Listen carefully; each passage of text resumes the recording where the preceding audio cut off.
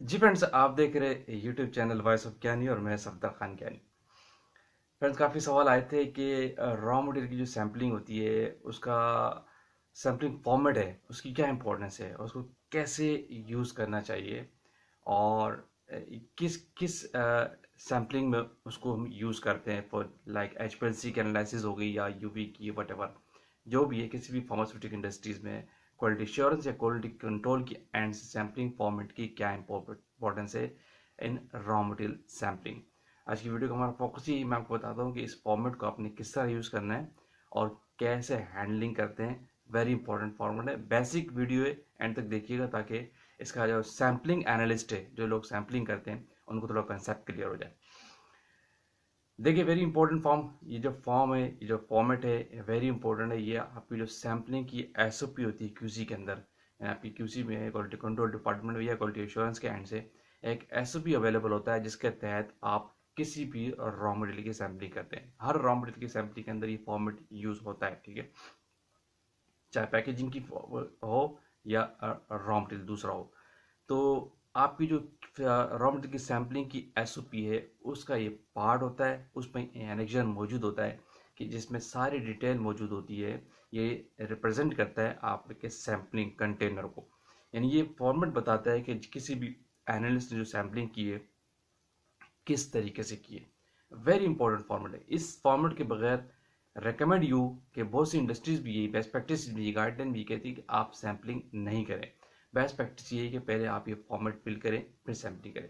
अब इसमें होता क्या है, देखें, इस फॉर्मेट के अंदर सारी डिटेल मेंशन होगी कि ये जो जिस रॉ मटेरियल का आपने सैंपल किया उसका नेम, उसका मैन्युफैक्चर सप्लायर का नेम, उसकी लॉट नंबर, बैच नंबर, उसकी मैन्युफैक्चरिंग डेट, एक्सपायरी डेट और नंबर ऑफ कंटेनर्स कितने आपने चूज़ किए वो, और कोई प्रिकॉशनरी मेजर्स थे, रिमार्क्स थे, वो सब इसके अंदर मेंशन होगी और सिग्नेचर होंगे उस रॉ मटेरियल सैम्पलिंग एनालिस्ट के जिसने इसकी सैम्पलिंग की।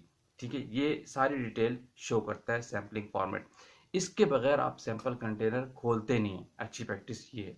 अच्छा, यूज़ किस तरह करना है, इसकी बेस्ट प्रैक्टिस क्या है कि इस सैम्पलिंग फॉर्मेट को आप जब सैम्पलिंग करने के लिए जाते हैं वेयर हाउस में तो उस पोजीशन पे जाके इसको फिल किया जाता है। कुछ लोगों के एनालिस्ट की ये गलती होती है, बड़ी मिस्टेक्स कर देते हैं कि इस सैम्पलिंग फॉर्मेट को अपने जो GRN के डॉक्यूमेंट होते हैं, जैसे जो कंटेनर आपके पास सैम्पलिंग के लिए आया, टेस्टिंग के लिए आया, उसके साथ डेफिनेटली सर्टिफिकेट होता है, सप्लायर के डॉक्यूमेंट्स होते हैं, CO वगैरह लगा होता है। तो वो सैम्पलिंग फॉर्मेट के उसके CO के अंदर सारी लॉट नंबर, मैन्युफैक्चरिंग एक्सपायरी सब मेंशन होता है। तो एनालिस्ट की सबसे बड़ी गलती क्या होती है कि मिस्टेक, कि वो इस फॉर्मेट को यहीं से फिल कर लेते हैं QC के अंदर, यानी QC से इस फॉर्मेट को फिल कर लिया और फिर सैम्पलिंग के लिए चले जाते। तो ये वेरी वर्स्ट प्रैक्टिस है, गलत प्रैक्टिस है, नॉट एक्सेप्टेबल। इसकी बेस्ट प्रैक्टिस यही है कि इस कंटेनर को आपने डॉक्यूमेंट से फिल नहीं करना होता, ये डॉक्यूमेंट को रिप्रेजेंट नहीं करता। ये फॉर्मेट आपके जो आपके पास कंटेनर किस कंडीशन में आया है उसको रिप्रेजेंट करता है। तो इसके लिए बेस्ट प्रैक्टिस यही होती है, जब भी आप रॉ मटेरियल की सैम्पलिंग के लिए जाते हैं, जब आपका कंटेनर क्वारंटाइन स्टेज पे मौजूद होता है। पता है ना आपको, जब सैम्पलिंग करते हैं तो पहले आपका कंटेनर जो जो अनअप्रूव सोर्स होती है, अनअप्रूव सैंपल्स होते हैं, वो क्वारंटाइन एरिया में होते हैं। तो वहाँ जाते हैं, सबसे पहले उस फॉर्मेट को फिल करते हैं उन कंटेनर्स को देखते हुए। अगर 5 है, 2 आए, 4 आए, तो पाँचों या चारों और दो जितने भी सब कंटेनर को आप चेक करते हैं, उनकी नेम चेक करते हैं, उनके ऊपर लॉट नंबर चेक करते हैं, उनके ऊपर मैन्युफैक्चरिंग डेट चेक करते हैं, एक्सपायरी डेट चेक करते हैं, सप्लायर चेक करते हैं। ईच एंड कंटेनर का, एक कंटेनर को नहीं, सब कंटेनर को चेक करते हैं और कितने आपने सैम्पलिंग की वो भी मेंशन करते हैं, ठीक है। और उनकी इस तमाम कंटेनर की जो फिजिकल अपीयरेंस है वो भी रिमार्क्स में लिखते हैं कंटेनर उस फॉर्मेट के अंदर और सिग्नेचर करते हैं, और फिर अपने सबऑर्डिनेट को, असिस्टेंट को या वेयर हाउस का जो लेब होता है, अटेंडेंट होता है, जो वहाँ का वर्कर होता है, उससे आप कहते हैं कि आप इस कंटेनर को 1 बाय 1 जितने भी है अब आप सैम्पलिंग बूथ के अंदर ले जाए, जो आपका सैम्पलिंग एरिया होता है, फिर वहाँ जाके आप सैम्पलिंग करते हैं। ये होती है बेस्ट प्रैक्टिस, ठीक है। इस तरीके से इस फॉर्मेट को फिल किया जाता है, जो सैम्पलिंग का एक पार्ट है, रॉ मटेरियल की सैम्पलिंग का एक पार्ट है। इसमें मेरी बहुत बड़ी वीडियो मौजूद है, अगर कोई क्यूरीज होगी तो मैं इसको फर्दर डिफाइन कर दूंगा कि आपने सैंपल करना किस तरह है। मैं आज का फोकस है कि फॉर्मेट क्या है, बेसिकली मैं आज फॉर्मेट आपको बता रहा हूँ। तो इस फॉर्मेट को इस तरीके से फिल किया जाता है। इस फॉर्मेट का मेन पर्पज ये होता है आपके कंटेनर को रिप्रेजेंट करना। क्लियर।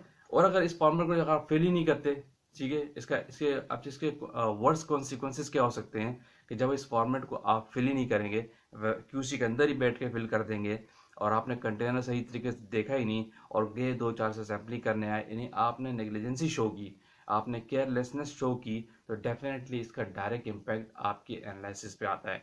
अगर आपने गलत सैंपल कर लिया, कंटेनर रैप्चर्ड था, कंटामिनेटेड था, आपने सैंपल कर लिया, जब वो चीज़ एनालिसिस में आएगी तो पता चल जाएगा।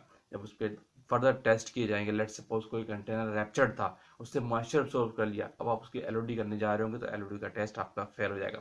इस फॉर्मेट के फिल न करने की वजह से सही तरीके से, तो देखें कितना टाइम का लॉस होता है, और आप सैंपल भी कर चुके होते हैं, जो गलत प्रैक्टिस है। और यही चीज़ अगर एचपीएलसी एनालिसिस में चलेगी, कोई चीज़ रैप्चर कंटेनर था, खुला हुआ था, मॉइस्चर एब्जॉर्ब कर लिया, डेफिनेट उसकी एफिकेसी पे फर्क आएगा, उसकी पोटेंसी पे फर्क आएगा। और अगर गलत सैंपल आ गया तो और एचपीएलसी पे चला गया टेस्ट होने के लिए, तो डेफिनेटली आप सोचें कितना एचपीएलसी का टाइम लॉस, कंपनी का लॉस, मटेरियल का लॉस्ट, बाकी केमिकल का लॉस्ट, तो हर चीज़ का लॉस होता है अगर आप एक एक्टिविटी सही तरीके से नहीं करते। और बिल्कुल इनिशियल एक्टिविटी है सैम्पलिंग फॉर्मेट की। जब भी आप कोई भी अप्रोच एनालिसिस करने जा रहे हैं क्यूसी के अंदर, पहले आप रॉ मटेरियल की सैम्पलिंग करते हैं, तो डेफिनेटली अगर ये फॉर्मेट सही तरीके से फिल नहीं करेंगे तो आपके गलत सैम्पलिंग होने के चांसेस बढ़ जाते हैं। इसीलिए इस फॉर्मेट को वेरी केयरफुली और बहुत तरीके से फिल करना चाहिए, और आपकी एसओपी का पार्ट होना चाहिए। अगर आपकी एसओपी फॉर्मेट नहीं है तो आप अपनी एसओपी में ये ऐड कर दें।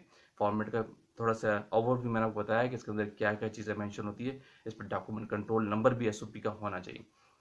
क्लियर, ये होता है सैम्पलिंग एनेक्जर फॉर्मेट किसी भी फॉर्म यूनिवर्सिटी के अंदर, क्यूए क्यूसी के एंड से होता है। बहुत इंपॉर्टेंट फॉर्मेट है, इसके बगैर आप रॉ मटेरियल की सैम्पलिंग नहीं करते। जब भी सैम्पलिंग करेंगे, पहले कंटेनर खोलने से पहले इस फॉर्मेट को आप फिल करते हैं, जो आपके उस कंटेनर की अपीयरेंस को रिप्रेजेंट कर रहा होता है। ऑडिटर भी ये फॉर्मेट चेक करता है। क्लियर, होपफुली आपको एक कंसेप्ट क्लियर हो गया। जो रॉ मटेरियल के एनालिस्ट है, फ्रेश होते हैं, इनिशियली जो रॉ मटेरियल की सैम्पलिंग कर रहे होते हैं, उनके लिए वेरी इंपॉर्टेंट इन्फॉर्मेटिव कि ये इस फॉर्मेट का आपका एसओपी के अंदर होना बहुत ज़रूरी है, सैम्पलिंग की जो एसओपी है। वीडियो को एंड करते हैं। जो लोग चैनल पर न्यू है वो सब्सक्राइब लाजमी कर दीजिए ताकि इस तरह की टेक्निकल वीडियोस आप तक पहुंचती रहे। Thank you for watching. अल्लाह हाफिज़।